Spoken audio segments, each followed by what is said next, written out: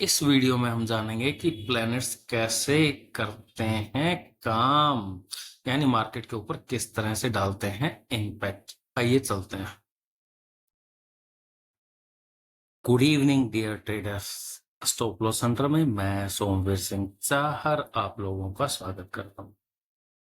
Planets की रूपरेखा से आप मार्केट का ट्रेंड जान सकते हैं, यानी भाग्य पहले से ही विदित होता है,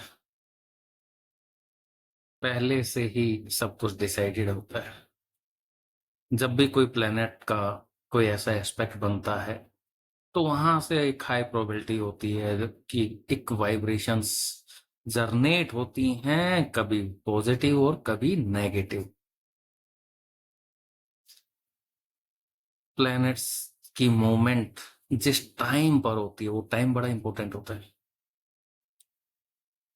तो डायरेक्शन बताता है प्लैनेट का एस्पेक्ट, यानी कॉम्बिनेशन कि कौन सा प्लैनेट का कॉम्बिनेशन मार्केट के लिए पॉजिटिव सेंटिमेंट क्रिएट करता है या यूनिवर्स के लिए। अगर आप, मैं कुछ एग्जांपल देता हूं कि लास्ट वीक मैंने प्रेडिक्ट किया था, प्रिडिक्शन थी कि मार्केट के लिए ये हफ्ता नेगेटिव रहने वाला है।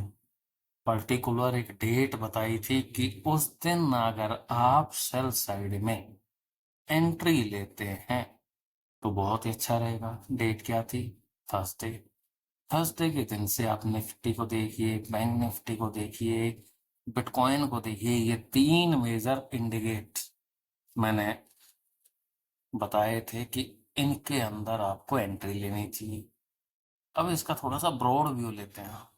जब इस तरह का कोई बड़ा इवेंट होता है तो इस इवेंट से देखिए, लास्ट पिछले कुछ दिनों से वार के इंडिकेट आपको कुछ कंट्रीज में आपको मिल रहे हैं, कोई प्लेन क्रैश हुआ, बहुत सारी चीजें इंडिकेट होती हैं। तो उसी में से एक है कि मार्केट के मोमेंट को भी कैप्चर किया जा सकता है। तो ये तो होगी पिछले हफ्ते की बातें। अब अब हम बात करते हैं आने वाले हफ्ते में।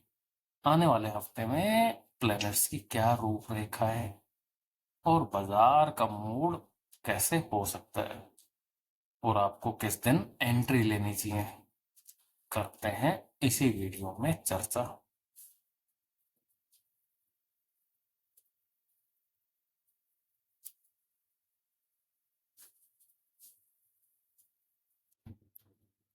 तो ये मंडे के दिन की शुरुआती रुझान की प्लैनेट्स की पोजीशन कैसे कैसे है। अब इसमें कुछ चीजें हैं जो बड़ी इंटरेस्टिंग हैं।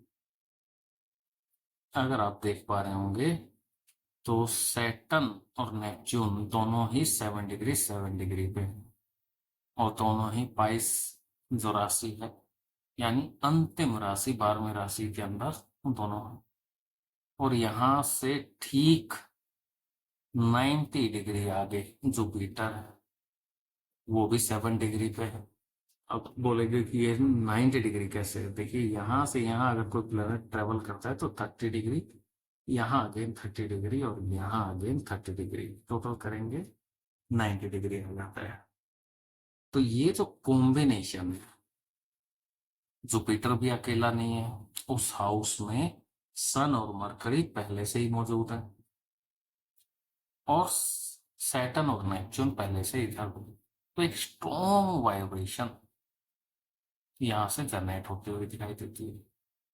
हफ्ते का जो शुरुआत है, अगर मैं बात करता हूँ तो मंडे के दिन धनिष्ठ नक्षत्र, यानी मार्स का नक्षत्र होता है।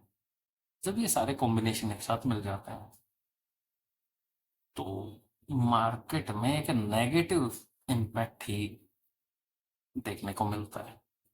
अब बात कर लेते हैं कि भाई हमें एंट्री कब लेनी चाहिए। आपको ट्यूसडे प्राइस पर प्राइस एक्शन आपको कहीं पर भी ऐसा लगे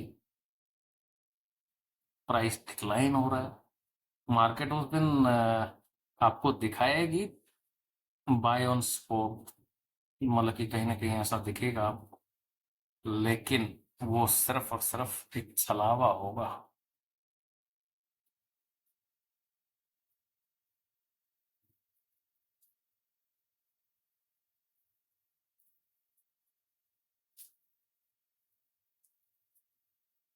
वो सिर्फ एक छलावा होगा, छलावा के अलावा कुछ नहीं होगा। वहां आपको बाय के साइड में ना जाकर, अगर बाय लेते भी है तो इंट्राडे के हिसाब से आप छोटा मोटा बाय कर सकते, बट पोजिशनली आपको सेल साइड ही देखनी चाहिए, और वो चीजें काम करेगी। तो ये किस किस के लिए पॉजिटिव सेंटिमेंट, नेगेटिव सेंटिमेंट रह सकता है? निफ्टी, बैंक निफ्टी और बिटकॉइन, इन तीनों के लिए आप नेगेटिव यानी सेल साइड में एंट्री ट्यूसडे के दिन बना सकते हैं। ट्यूसडे को मौका ना मिले आप वेडनेसडे को बना सकते हैं। जो टारगेट क्या रहने चाहिए? बिटकॉइन का कम से कम आपको 4 से 5 हज़ार पॉइंट का टारगेट फॉर ए वीक रखना चाहिए। और बात कर लेते हैं निफ्टी, निफ्टी 400 पॉइंट के आसपास का आपको टारगेट अपना रखना चाहिए। तो आज के इस वीडियो का यहीं समाप्त करते हैं।